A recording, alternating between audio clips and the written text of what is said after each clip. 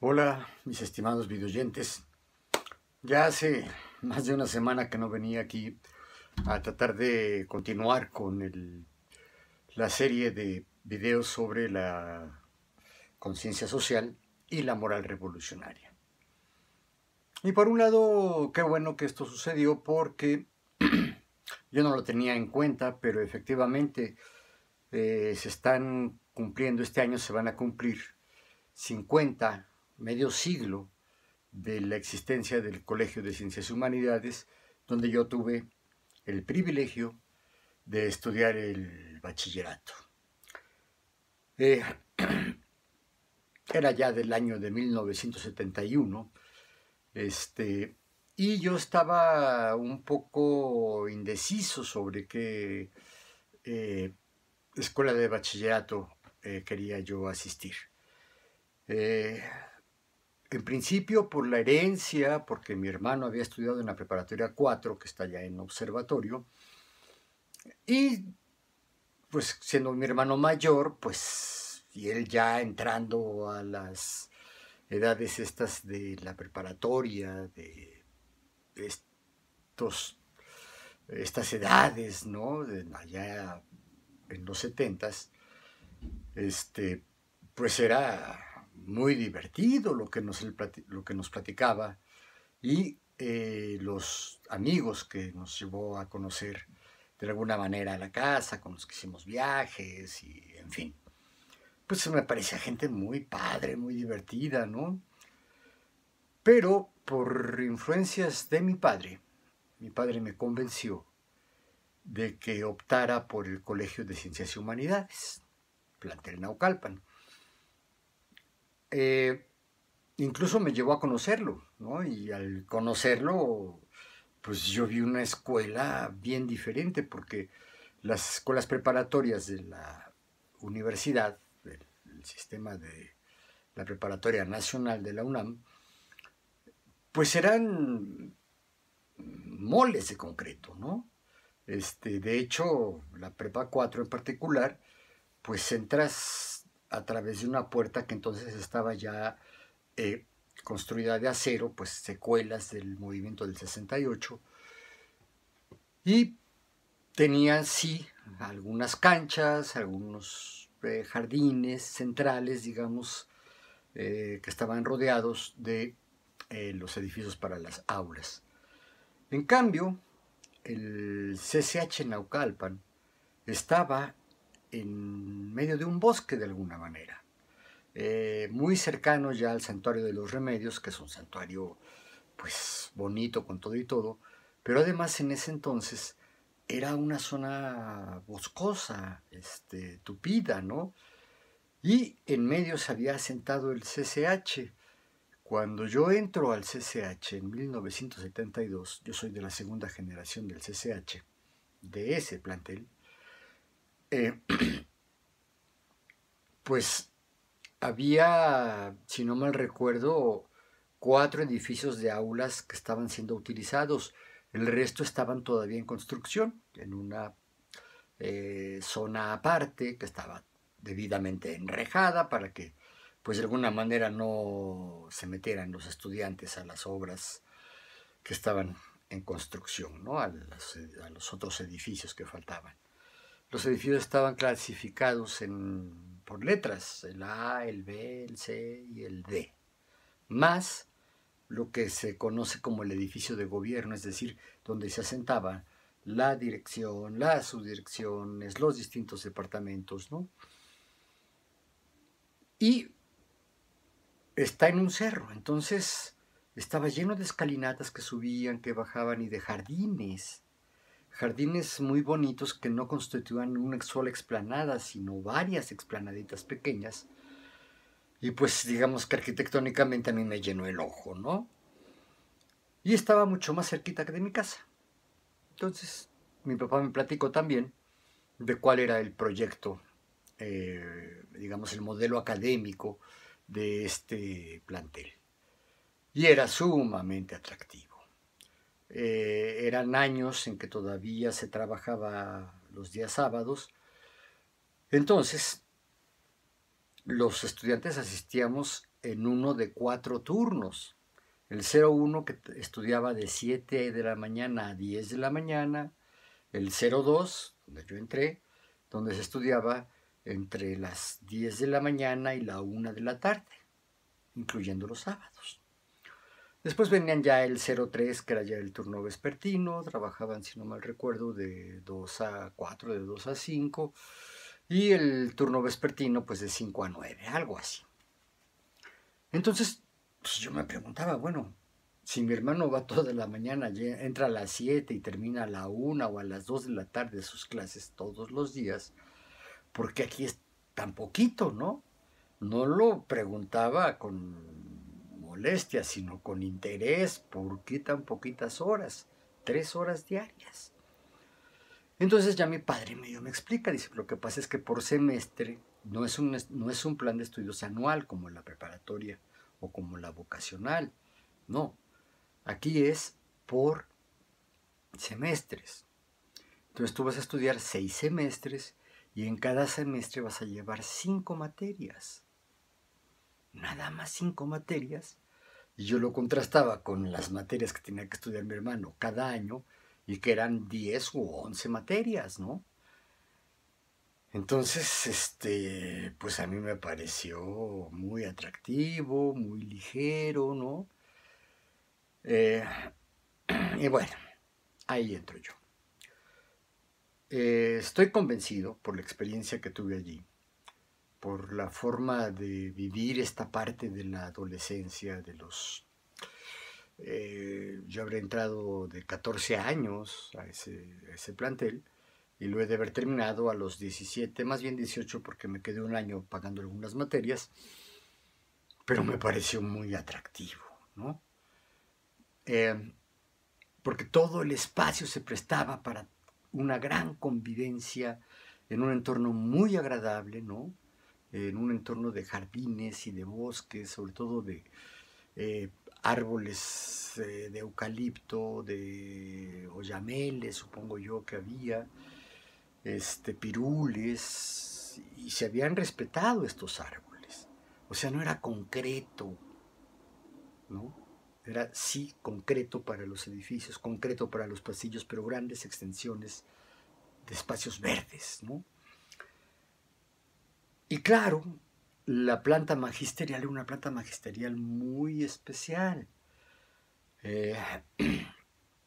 Hay anécdotas de cuando sale la primera generación de CCH y se van a las facultades de Ciudad Universitaria, básicamente, pues que metieron en conflictos a las autoridades de las facultades de la UNAM, porque se nos había imbuido y se nos había inculcado un espíritu crítico.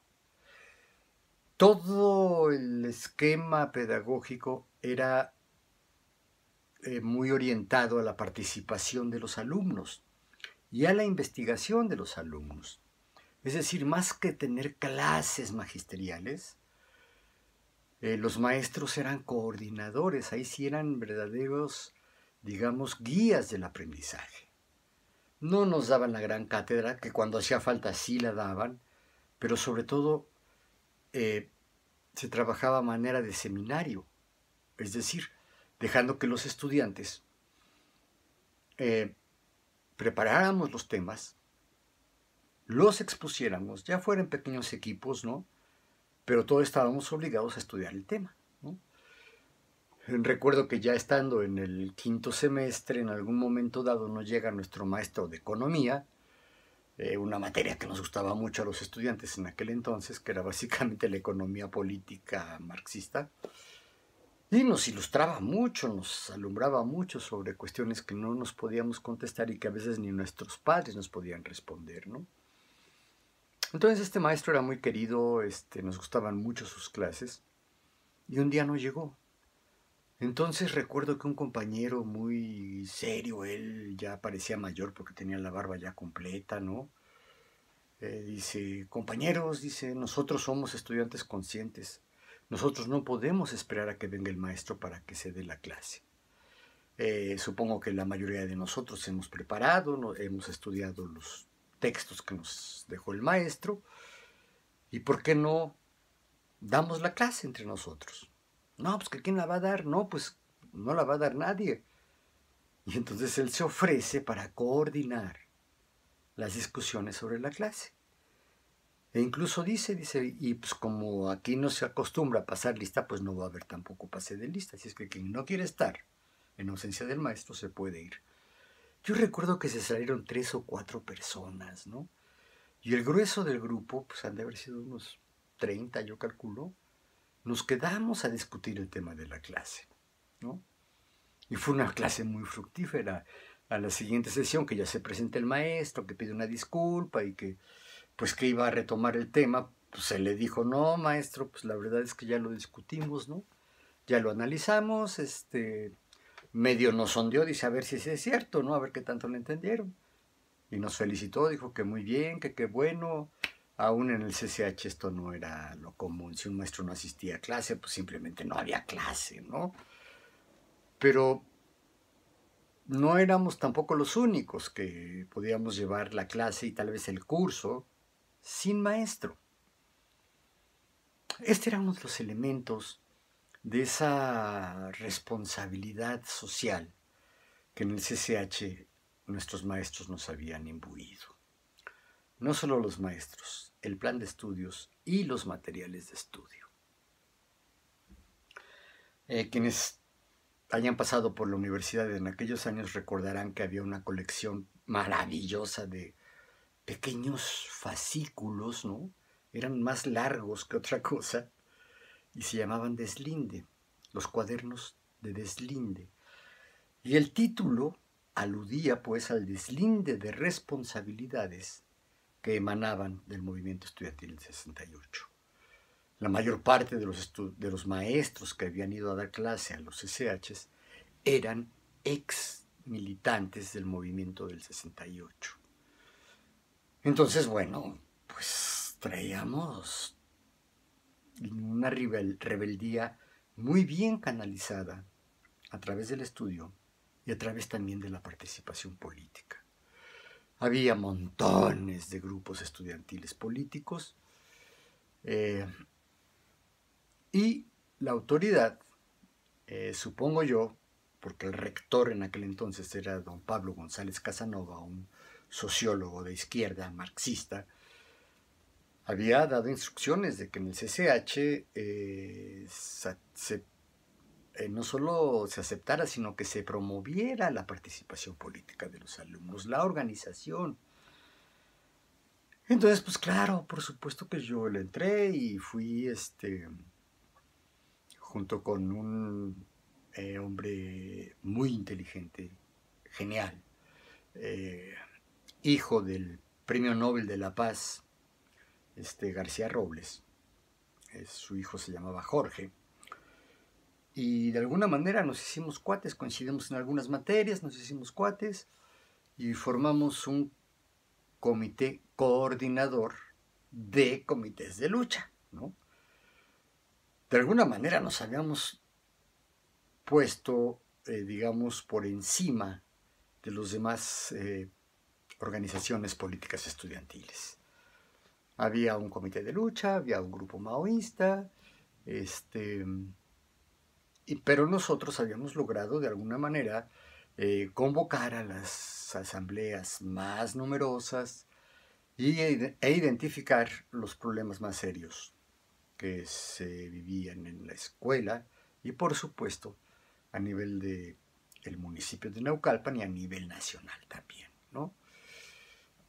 Y claro, la consigna era no al priismo. Esa era básicamente la consigna. Y por supuesto había muchos alumnos de filiación priista, pero que se agrupaban en grupos porriles, en grupos de golpeadores.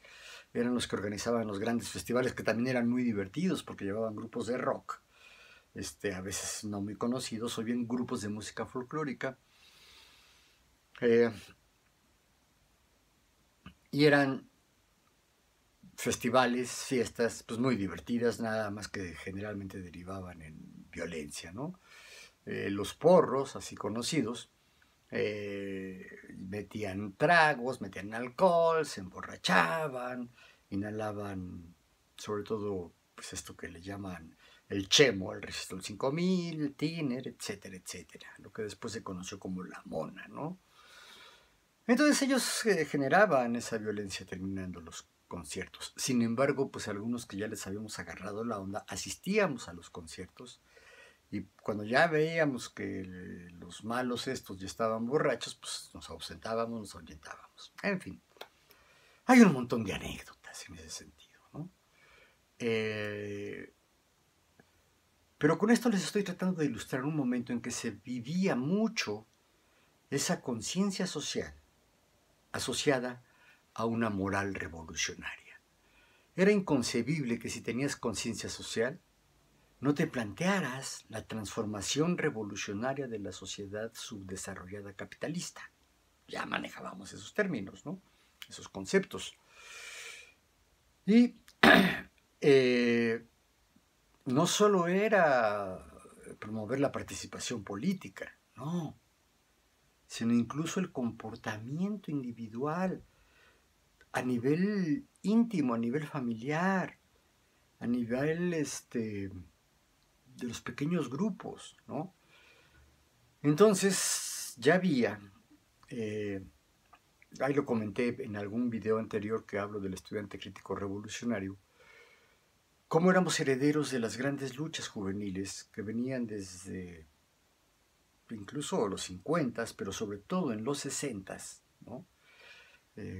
Con su punto culminante en el 68, que se juntan las demandas de las minorías raciales en los Estados Unidos, las demandas pacifistas también en los Estados Unidos para que ya el gobierno estadounidense no mandara soldados jóvenes recién reclutados a defender el mundo libre en ese paisito chiquitito que era Vietnam, que estaba muy lejos del territorio americano, norteamericano, estadounidense, para defender el mundo libre, ¿no?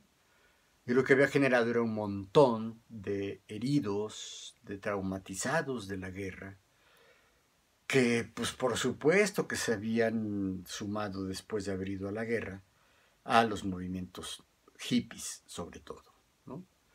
Y había también movimientos de reivindicación racial de parte de los hoy conocidos como afroamericanos, negros en los Estados Unidos, ¿no? Que eran los objetos más maltratados de la discriminación racial estadounidense. Pero también, recuerden que en 1963, si no mal recuerdo, se comercializa un invento de un mexicano que es nada más y nada menos que la píldora anticonceptiva. Entonces esto hace que las mujeres se liberen sexualmente. ¿Por qué? Porque ya el ejercicio de su sexualidad no implicaba necesariamente quedar embarazada, ¿no? De la Segunda Guerra Mundial, las causas feministas tuvieron un impulso muy grande porque cuando los hombres, sobre todo en Estados Unidos y en Europa y en algunos países asiáticos, pues los hombres se van a la guerra en la Segunda Guerra Mundial, ¿no? ¿Y quién se queda al frente de los puestos de trabajo y al frente de los hogares? Pues las mujeres. Pero sobre todo esta oportunidad laboral, esta necesidad de los estados que entran en guerra, de tener gente produciendo en las fábricas armamentos, alimentos, uniformes, todo lo que un despliegue militar gigantesco como el que se dio en la Segunda Guerra Mundial requería, pues siguió siendo producido. ¿En dónde? Pues en las fábricas de los Estados Unidos, básicamente, que es lo que más nos influyó, pues, por la cercanía. ¿Y quién lo iba a producir si los hombres estaban en el frente de batalla o bien eran ya excombatientes, ¿no? Entonces estaban licenciados de por vida, les daban su licencia, su jubilación, pues fueron las mujeres. Entonces, de alguna manera, las mujeres en la Segunda Guerra Mundial empiezan a tener una especie de liberación laboral, porque se prueba que las mujeres eran tan o más eficientes que la mano de obra masculina, ¿no? Que era un poco más displicente, más dada al vicio, al reventón, y las mujeres eran sumamente eficientes, disciplinadas y lo hicieron bien, ¿no? Entonces, de alguna manera ahí, digamos, se da el inicio de la invasión, pues no invasión, sino de ocupar los puestos laborales por parte de las mujeres. En los 60, a principios de los 60, viene la otra parte de esta liberación femenina, que es liberarse de las consecuencias de la relación sexual. Y la consecuencia era básicamente el embarazarse, tener hijos y verse obligada a casarse con un sujeto que a lo mejor no era el hombre de su vida, pero pues eso sucedía, ¿no? Pero ya teniendo la píldora a disposición, ¿no? Pues evidentemente esto las libera muchísimo. Entonces, para la segunda mitad de los 60, este movimiento hippie que surge en protesta contra la guerra, en protesta contra el estilo de vida tradicional, donde el hombre macho, violento, dominador, ¿no? Es el que gobierna al interior de los hogares, empieza a ser cuestionado severamente. Y claro, ahí tienen ustedes el movimiento feminista. En el 1965, una argentina, Esther Vilar, escribió un libro que se llamaba El varón domado. Ya había escrito Simone de Beauvoir El segundo sexo, ¿no? Su libro El segundo sexo. Y viene también una conciencia ecológica, ¿no? Una conciencia ecológica de no contaminar, porque se empieza a descubrir que todos los detergentes, que todos los elementos químicos que se van a través de las cañerías hacia los mares, estaban provocando ya el daño en los sistemas ecológicos marinos, ¿no? Entonces esto los jóvenes lo asumen, lo adoptan, empieza a meterse esto en las letras de las canciones. Ya se habla de un amor diferente, un amor mucho más igualitario entre hombres y mujeres. La sexualidad empieza a ejercerse con más naturalidad. Claro, todavía faltaban muchos años para que esto cuajara bien a bien. Pero nos sumamos pues a ello. Y nos sumamos sobre todo contra las imágenes sociales de la opresión femenina y del predominio masculino. Y por supuesto, de la opresión capitalista. Entonces, en principios de los 70, cuando se echa a andar el proyecto del Colegio de Ciencias y Humanidades, los jóvenes que entramos allí nos sentimos libres para sumarnos a estas corrientes juveniles que venían básicamente de los Estados Unidos y del Reino Unido. Claro, el gran acompañante fue la música rock, ¿no? Ya los Beatles, según dijo mi cuate Borger Jensen, ya los Beatles le habían dado la vuelta al rock and roll, este ritmito, ¿no? Que también está lleno de letritas anodinas, ¿no? Donde las muchachas pues llevan sus falditas tableadas, sus tobilleras, ¿no? Y los muchachos pues sus suéteres o bien trajecitos, ¿no? Con corbatita. No, ya para esas fechas ya no. Ya le habíamos dicho no. Entonces, sobre todo, esos trajes con hombreras para exacerbar la fuerza masculina, al menos la apariencia de la fuerza masculina, ¿no? El uso de la corbata, que era como una especie de flecha, por ahí decía mi papá, siga la flecha, ¿no? Porque la flecha apuntaba precisamente a los genitales, ¿no? Es la corbata.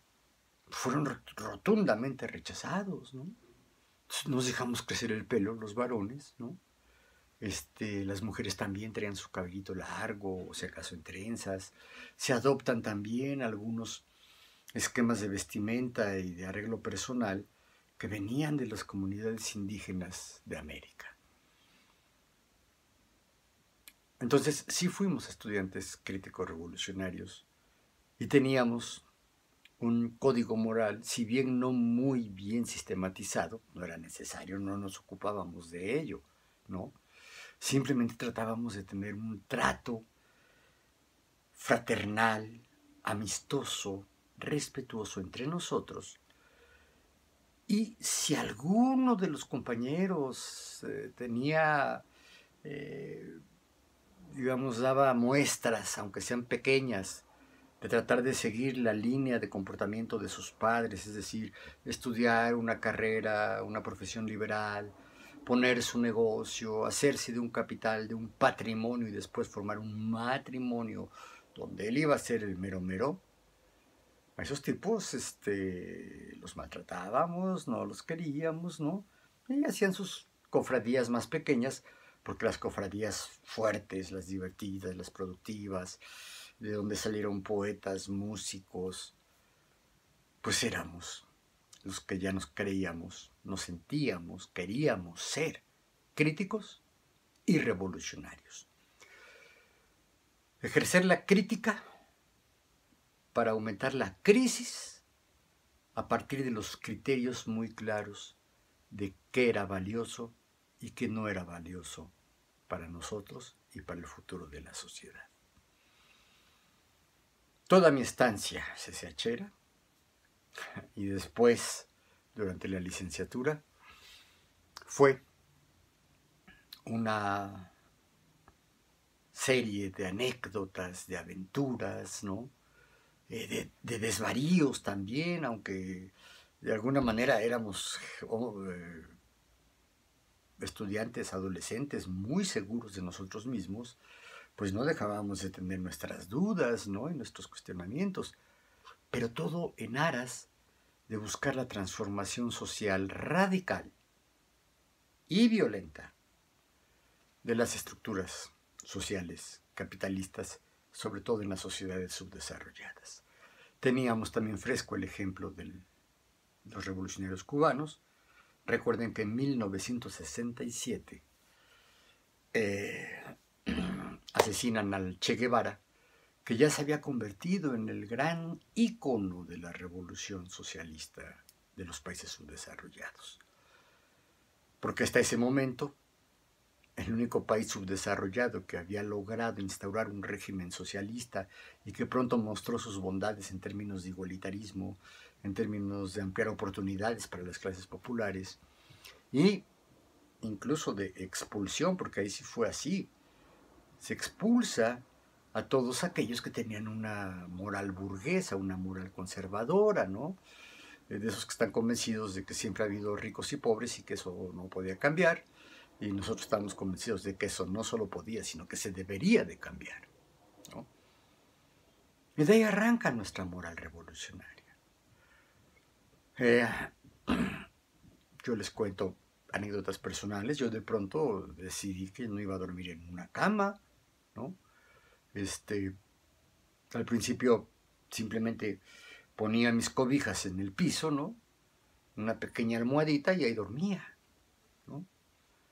Después me convertí en una cosa más burguesita en ese mismo terreno, entonces dormía en un sleeping, al pie de mi cama, ¿no? La cama la usaba a veces para acostarme allí a leer en la tarde, ¿no? Yo leía muchísimo. Y claro, escuchábamos música también, ¿no? Muy convencional, ¿no? Básicamente rock y después música del folclore latinoamericano, pero con un tono de reivindicación de las comunidades indígenas, de las comunidades campesinas y también de la clase obrera. Ya había muchos compositores que nos dotaban de eso. Estaba empezando a gestarse la nueva trova cubana, ya saben, Silvio Rodríguez, Pablo Milanés, Noel Nicola, que tenían letras poéticas muy, muy bonitas, pero además donde se reivindicaban estas demandas sociales.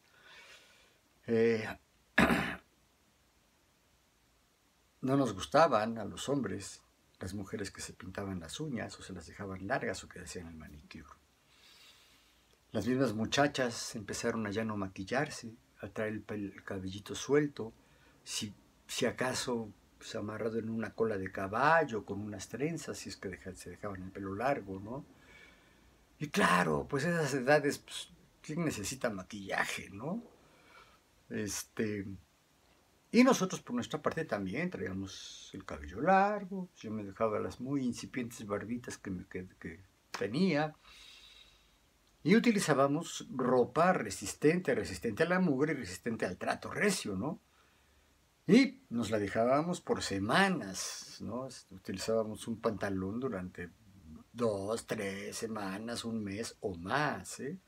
Antes de mandarlo a lavar o de lavarlo con nuestras propias manos. También de repente nos dio por hacer eso, ¿no? Es decir, estábamos tratando de que nuestro comportamiento individual fuera acorde con las demandas de la transformación social igualitaria. También los lenguajes, se inventaron lenguajes diferentes, una mezcla de hipismo, de rockeros, ¿no? Y de barrios urbanos. Retomamos mucho de las expresiones lingüísticas de los barrios proletarios de las ciudades, ¿no?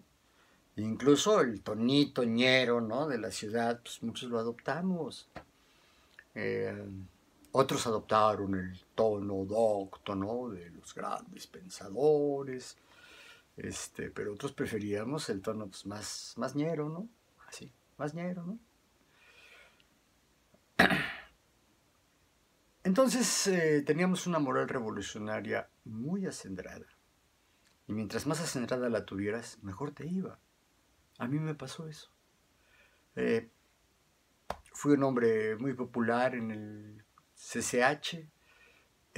Logré hacerme de la amistad de una de las muchachas más cotizadas en la escuela, porque era una muchacha que simpatizaba con esto, ¿no? Y si bien teníamos un amigo también, un amigo mutuo, que era un gran intérprete de la guitarra, un gran cantante, y su amigo, ¿no? Hacían un dúo de verdad, de músicos maravillosos, donde ellos se sentaban a tocar la guitarra, pues al rato tenían 50, 60 personas cercanos oyendo, ¿no? Y yo era gran cuate de ellos, ¿no? De hecho, fui un poco su consentido, ¿no?, de ellos. Entonces, yo viví una etapa donde descubro mis capacidades intelectuales, mis capacidades expresivas, mis capacidades de liderazgo, ¿no? Y claro, todo reforzado y basado en esa moral revolucionaria desde la que yo exigía a mis allegados ciertos comportamientos, ¿no? Entonces también era una especie de gurú. ¿Qué no hay que hacer? Pues no hay que emborracharse. ¿Qué no hay que hacer? Pues no hay que andar buscando el cinturoncito de moda, buscar la manera de hacerte de un coche. No, se puede caminar, se puede andar en el transporte público.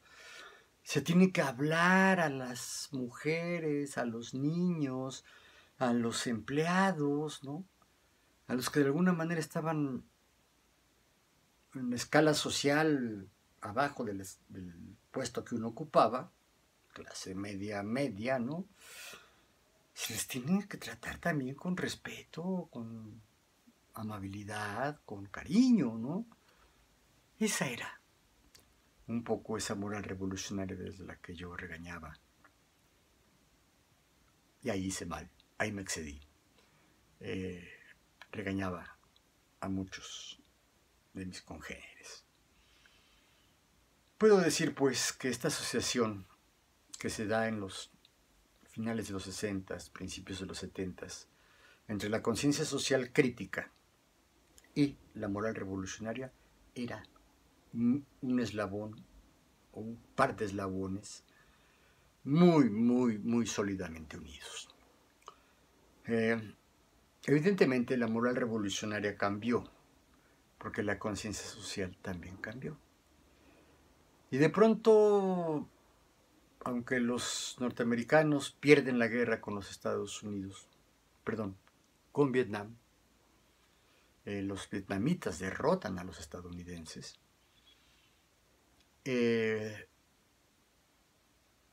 ya había fallecido el Che Guevara. Aquí en México los intentos de hacer una revolución armada que llevar al país a una sociedad un poco más igualitaria, llámenle socialista si quieren, pues habían sido también derrotados en lo que se le llamó la Guerra Sucia, ¿no? Aquí en México. Y eran básicamente los grupos guerrilleros de Lucio Cabañas, Genaro Vázquez Rojas, maestros los dos guerrerenses, y por supuesto la Liga 23 de septiembre, grupos de jóvenes que tomaron las armas y que querían de alguna manera derrocar al régimen priista por vía de las armas, y fueron aniquilados, masacrados, desaparecidos. Entonces vino una derrota, ¿no? A partir de mediados de los 70. Y también ya les mencioné en algún momento que también hay una contraofensiva cultural brutal, súper eficiente, con la música disco, ¿no? La música y la moda disco. Entonces eso hace que los nuevos jóvenes, le tocó un poco a mi generación, o mucho a mi generación, pero no fue tan fuerte como les pegó a los demás, empezar a apostarle ya no a la transformación social, sino al hedonismo individual, es decir, a la búsqueda de placeres individuales, ¿no? Lo cual te llevaba también a una competencia contra el otro. Y una competencia contra el otro, por supuesto que significa competir con los otros y derrotarlos. ¿Derrotarlos en qué? Pues derrotarlos en términos de cuántas muchachas habías conquistado, incluso cuántas habías embarazado y con las cuales no obtuviste ningún compromiso, ¿no? Aunque hubieras tenido hijos. En la presencia, ¿no? Más que por un físico bien cultivado, un cuerpo bien cultivado, pues por unas ropitas que te cayeran bien, ¿no? Ahí se regresó un poco a confundir lo guapo con lo bien vestido, ¿no? Yo lo padecí mucho y me defendía cuando me decían, ay, qué guapo te ves. No me veo guapo, vengo bien vestido, ¿no? Punto. Las pocas veces que se me ocurría ponerme una camisita, por ejemplo, ¿no? O bolear mis zapatos, ¿no? Porque eso no nos interesaba antes del 75. Yo vi, ya estudiando sociología en la hoy FES Acatlán, entonces ENEP Acatlán, cómo de pronto mis compañeros empezaron a cambiar su corte de pelo, empezaron a tener el cabellito así al estilo de John Travolta, ¿no? En esa película horrenda, a utilizar pantalones de telas brillosas, ¿no? Camisas también brillantes, chamarras de cuero, ¿no?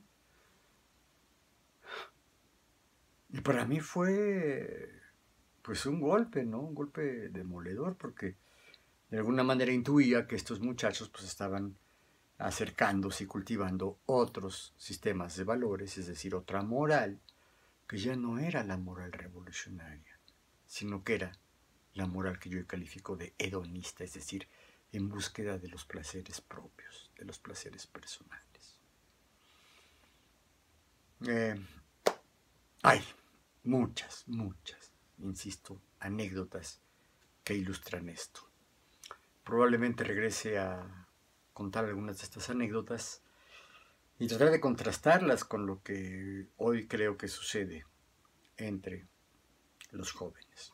Pero eso pues ya lo definiremos en otro video que espero grabar más pronto que tarde. Espero, no es garantía de nada. En fin, gracias por llegar hasta acá. Estoy a punto de cumplir 40 minutos de video. Ya les he dicho que que no puedo hacerlos cortitos. Tendría que hacerlos muy monotemáticos. Y no me siento cómodo, ¿no? Es parte de mi hedonismo actual. En fin, nos veremos pues, espero que pronto. Bye.